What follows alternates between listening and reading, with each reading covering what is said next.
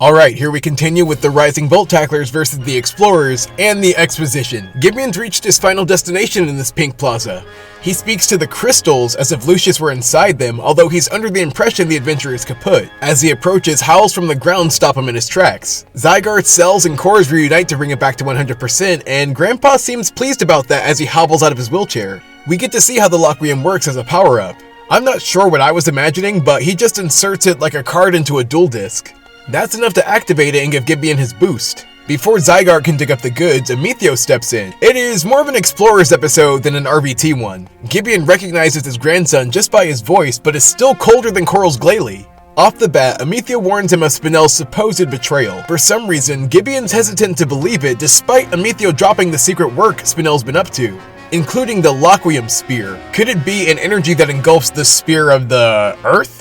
Not only is Gibeon indifferent to these accusations, he trusts his subordinate more than his own grandson, who he thinks is soft. Amethio's opposition to its negative effect on Pokemon, the risk it poses to the Earth, his grandpa finds it pathetic. Took a page from Paul's book. Messing with the crystals instantly stirs up a commotion, one that has Terapagos in a tizzy. In my mind, the kids had already won this battle, but they got some unexpected and possibly unnecessary assistance. Rhydon comes in with a rock slide and Golduck follows up with a muddy water. Remember that time Lico's first win was an off-screen match against Connia? Yeah, questionable decision there, like another we'll see in this episode. This treason didn't faze the kids who just keep it pushing. Kilowattrel gets to be a taxi again, and the secondary mons get some scraps of screen time too. Like the good old days, Freed also steps in to support them. I can't help but to wonder why Amethio's the only one that gets lackeys, but this betrayal may lead to Zerk and Connia's expulsion, if the Explorers even still exist after this arc. It'll definitely look different going forward considering Amethio's aversion to the Loquium, the thing extending his grandpa's life. He is picking fights with everyone here. The one with Spinel's been brewing since episode 65. Interestingly, Spinel does not acknowledge Amethio's accusation. He just continues to bully this kid, really.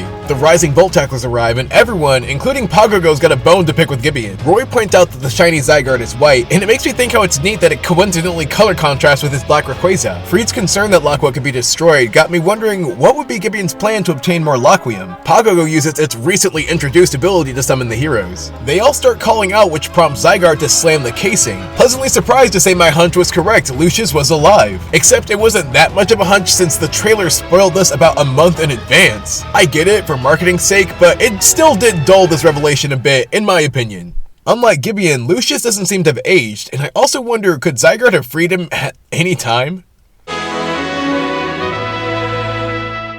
Now, with Zygarde, Gibeon's struggling a lot with betrayal. Perhaps that's why he wants to keep this blind faith in Spinel. Another big meeting we get this episode is Laqua with her ancestor, Lucius, who already knows he's a great-great-grandfather peculiarly. He's as familiar with her and the Rising Bolt Tacklers as the hero Pokemon. He feels like such a casual guy, even about Roy snagging his Rayquaza. It was also nice to see Roy achieve his long-standing goal of meeting his inspiration. Many long-awaited reunions this episode, even a touching one with Lucius and Pogogo having both lost Ristle. He's got a connection to the turtle that reminds me of Aura, so apparently Zygarde's been keeping Lucius in the loop. I will say that is not a theory I've heard. Lucius has been watching the RBTs on livestream via Zygarde's various parts. Lucius had been sealed for 100 years until at an uncertain time Zygarde woke him up. The way they describe Laqua during this explanation makes it sound foreign. Its negative effects on the outside world have been being monitored by Zygarde. From Lucius's deduction, apparently Laqua and Loquium are not from this planet, which Gibeon, in his perpetual stubbornness, refuses to believe. Zygarde's also been working against him this whole time, having been Rayquaza's messenger to find trainers worthy of catching the 6 heroes. Which sounds to me like in theory it could have been anyone but just so happened to be the kids. Turns out Lucius's goal is to destroy Laqua and the 100-year feud continues.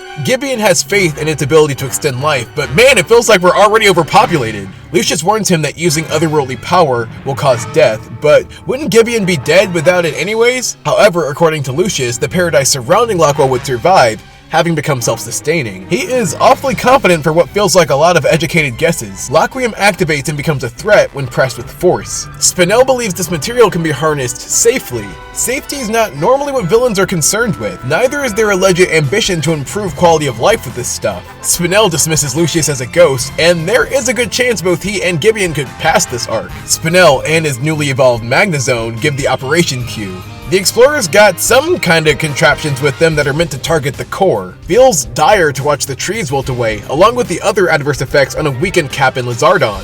The anime sure likes to put these two species against each other, here to the point they battle themselves to exhaustion, meaning Freed's out of commission. Amicio tries to strike, but the others are on guard. Meanwhile, the 6 heroes sit idly by. Lucius warns there will be death in this process, but Gibeon's well aware of that risk. In his twisted mind, it's for the greater good, a real survival of the fittest mentality. Lucius has Laqua command the heroes to power up Pogogo. This is also what I mean by it being an Explorers episode. Laqua will get an Amicio here or a Lucius there, but the RBTs just aren't the focus. Lucius also even tries to connect with Gibeon by apologizing for not talking things out with him. For a moment, Gibeon stalls, so maybe he could be reasoned with by enough voices. For now, he's still unreachable and attempting to appeal to Zygarde. Eventually, he gets through to it, which is crazy since this is the Earth's protector. Zygarde's willing to betray the Earth just because his trainer asked him really nicely? Unless this dragon knows something we don't. Again, questionable writing choice. Betrayal is quite the theme here. We got Amicio willing to square off against his grandfather, who almost considered him an heir. Honestly, I think it could still swing that way. Ironically, it seems like the only way for that to happen is for Amicio to defeat him, along with the requested help of the trio who waste no time in terrestrializing. Looks like we are headed for the final battle. Dang, what an episode that just leaves you wanting more. In a good way. One thing I've always appreciated of Horizons is this clash of ideals. Both Lucius and Gibeon are acting based off speculation. We know to side with the party that isn't risking mass extinction, but still, Gibeon truly thinks he's acting righteously. I also wonder what it means if Loquium isn't from this planet. Could it be related to Deoxys as a contrast to Rayquaza? Or even the Ultra Beasts? What I also want to know is if Zygarde would triple cross Gibeon. Maybe we could see its signature move Land's Wrath to harness Loquium's energy. All answers that I'm hoping we'll get in these next episodes. This one, I'd give a B.